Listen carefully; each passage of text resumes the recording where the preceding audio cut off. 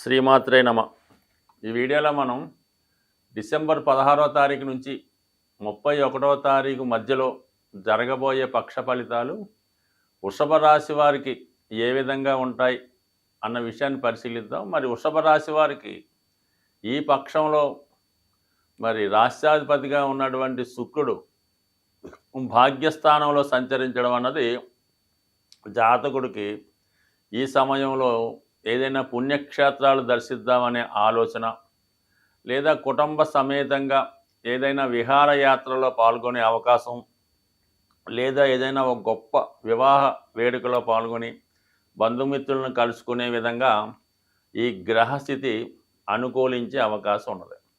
అలాగే జాతకుడు చేస్తున్నటువంటి రుణ ప్రయత్నాలు చాలా వరకు ఫలించి మరి తను వచ్చినటువంటి ధనంతో ఏదో ఒక కార్యక్రమం, అంటే సాధారణంగా ఈ విహారయాత్రలు లేదంటే పుణ్యక్షేత్రాలు దర్శించడం, అలాగే ఏదైనా కొత్త వాహనాన్ని కొనుక్కునే ప్రయత్నం చేయడం, ఇటువంటి ఏదో ఒక పుణ్య కార్యక్రమం జాతకుడికి ఆనందాన్ని కలిగించే విధంగా ధనాన్ని వెచ్చించడం జరుగుతూ ఉంటుంది. సో ఏదైనా ఈ పక్షమంతా కూడా జాతకుడు ఎక్కువగా తన ఇష్టమైన వారిని కలుసుకోవడం, ఏదో ఒక మంచి కార్యక్రమాలు చేసే ఆలోచనలో ఉండడం జరుగుతూ ఉంటుంది. అది ఏజ్ని బట్టి, ఒక ఏజ్లో ఉన్నవాళ్ళు ఈ విధంగా విహారయాత్రలు చేస్తూ ఉంటారు. కొద్ది పెద్ద ఏజ్లో ఉన్నవాళ్ళు పుణ్యక్షేత్రాలు లాంటివి దర్శించే ఆలోచన, గొప్ప వ్యక్తులను కలుసుకోవడం, వారి దగ్గర కొన్ని విషయాలు తెలుసుకోవడం, ఇవన్నీ కూడా ఈ వృషభ రాశి వారికి ఈ పక్షంలో జరిగే అవకాశం ఉంది. దానికి అనుకూలంగా గురుగ్రహం కూడా మరి రాశిలోనే వక్రగమనం పొందడం వలన జాతకుడు ఆలోచన కూడా ఏదో ఒక మంచి కార్యక్రమం, దైవ కార్యక్రమం చేయాలనే ఆలోచన కలుగుతూ ఉంటుంది. అలాగే తను చదువుకున్నటువంటి గురువును కానీ, ఒక ఆధ్యాత్మికవేత్తను కానీ కలుసుకొని వాళ్ళ దగ్గర కూడా కొన్ని విషయాలు తెలుసుకోవడం, తన జీవన విధానాన్ని మార్చుకునే విధంగా ప్రయత్నం చేయడం జరుగుతూ ఉంటుంది. అంటే ఎక్కువగా మంచి విషయాలు అంత ఆసక్తి, హెల్పింగ్ నేచరు ఎక్కువగా కలిగే అవకాశం ఉంది. అలాగే ఏంటంటే ప్రస్తుతం వక్రగమనంలో ఉన్నటువంటి గురువు 12వ స్థాన ప్రభావం కూడా చూపడం వల్ల మరి జాతకుడు తన విద్యార్థులు, అంటే పిల్లల యొక్క చదువు కొరకు కానీ, వ్యక్తిగతంగా జాతకుడు విద్యార్థి అయితే తన వ్యక్తిగత విద్య కొరకు ధనాన్ని ఖర్చు పెట్టడం, మంచి కార్యక్రమాలకు వినియోగించడం, ఇవన్నీ కూడా జరుగుతుంటాయి. మొత్తం మీద ఏంటంటే ఈ పక్షంలో రాశిలో ఉన్నటువంటి గురువు, భాగ్యంలో ఉన్నటువంటి శుక్రుడు జాతకుడికి చాలా వరకు హ్యాపీగా గడిపే అవకాశం ఉంటుంది. అయితే మరి ఈ పక్షంలోనే అష్టమ స్థానంలోకి వచ్చినటువంటి రవిగ్రహం కొంతవరకు ప్రభుత్వ అధికారుల వల్ల ఇబ్బందులు, చికాకులు వచ్చే అవకాశం ఉంది. అలాగే మరి సడన్గా ఆరోగ్య విషయంలో కూడా ఎక్కువ ప్రయాణాలు చేయడం వల్ల కానీ, అధిక శ్రమ వలన కానీ జాతకుడు కొంతవరకు అనారోగ్యానికి గురి అవ్వడం కానీ, కంటికి సంబంధించినటువంటి సమస్యలు లాంటివి వచ్చే అవకాశం ఉంది. అలాగే పిల్లల విషయంలో వారి యొక్క నడవడిక సరిగా లేదనో, లేదంటే వాళ్ళ యొక్క హెల్త్ పరంగా ఏమైనా ఇబ్బందులు వచ్చాయో, మొత్తం మీద పిల్లల విషయంలో కొంత ఆందోళనకి జాతకుడు గురయ్యే అవకాశం ఉంది. అలాగే మరి పెద్ద పెద్ద సంస్థలు డీల్ చేస్తున్న వాళ్ళు, బాగా ఉన్నత స్థాయి వారికి ఏదైనా ఇన్కమ్ ట్యాక్స్ రైట్స్ కానీ, జిఎస్టీ, సేల్స్ ట్యాక్స్ వారి నుంచి ఒత్తిడి కానీ సడన్గా జరిగే అవకాశం ఉంది. కాబట్టి మరి ఎప్పటికప్పుడు ప్రభుత్వానికి సంబంధించిన విషయాల్లో చాలా జాగ్రత్తగా ఉండడం మంచిది. ఏమాత్రం అప్రమత్తంగా ఉన్నా ఏదో ఒక ప్రభుత్వ అధికారుల వాళ్ళ ఇబ్బందులు, ఇలాగా ఈడీ రైట్స్ లాంటివి జరిగే అవకాశం ఉంది. కాబట్టి చాలా వరకు జాగ్రత్త వహించడం మంచిది. ఇక బుధుని యొక్క స్థితి అనుకూలంగా ఉన్నది. ధన పంచమాధిపతిగా ఉన్నటువంటి బుధుడు సప్తమ స్థాన సంచారం వల్ల జాతకుడు కొత్తగా ఏమైనా అగ్రిమెంట్లు చేసుకోవడం కానీ, ఇతరులతో కలిసి వ్యాపార ఒప్పందాలు చేసుకునే అవకాశం ఉంది. అలాగే వివాహం కొరకు ఎదురు చూస్తున్న వాళ్ళకి మరి ఈ సమయంలో మీరు ఎవరినైతే ఇష్టపడి వివాహం చేసుకుందాం అనుకుంటున్నారో వారితో వివాహం ఫిక్స్ చేసుకోవడం, ఒక డేట్ ఫిక్స్ చేసుకోవడం జరిగే అవకాశం ఉంది. అంటే మొత్తం మీద మీ యొక్క ప్రేమ వ్యవహారానికి తెరపడి అది పెళ్లి వరకు వచ్చే అవకాశం ఉంది. ఈ కాంబినేషన్ ఎలా ఉందంటే పర్ఫెక్ట్గా ఉందన్నమాట.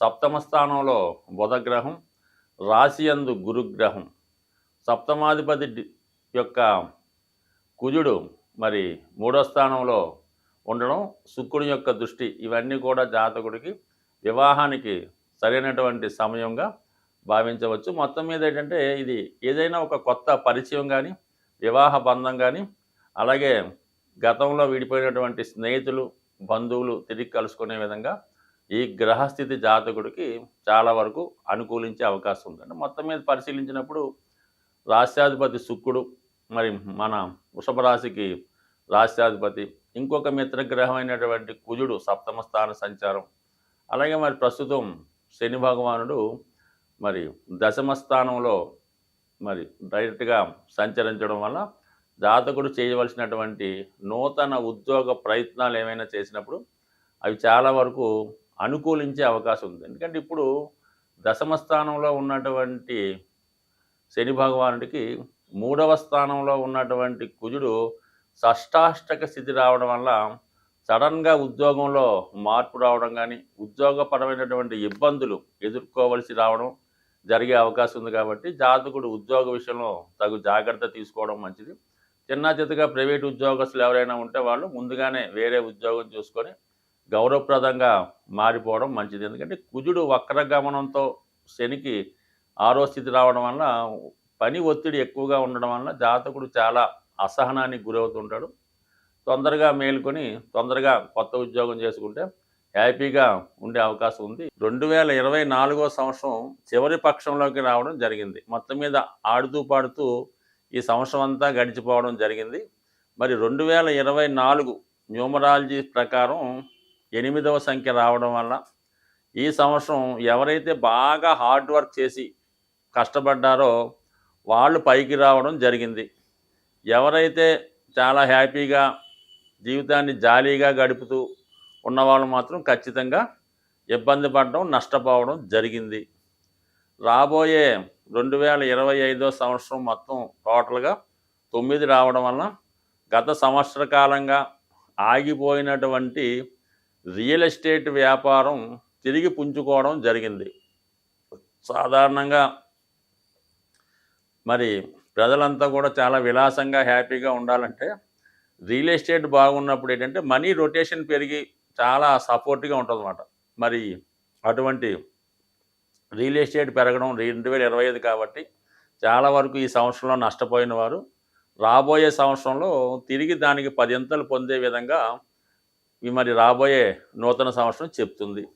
మరి ఈ సంవత్సరంలో మన యొక్క గ్రహస్థితి నుంచి, గ్రహాలు పెట్టినటువంటి ఇబ్బందుల నుంచి, కష్ట నష్టాలని తప్పుకునే విధంగా భగవంతుడు 2 అపూర్వమైన అవకాశాలు ఈ పక్షంలో సంవత్సర చివరిలో ఇవ్వడం జరిగింది. అందులో వెరీ ఇంపార్టెంట్గా డిసెంబర్ 28వ తారీఖున వస్తున్నటువంటి శని త్రయోదశి.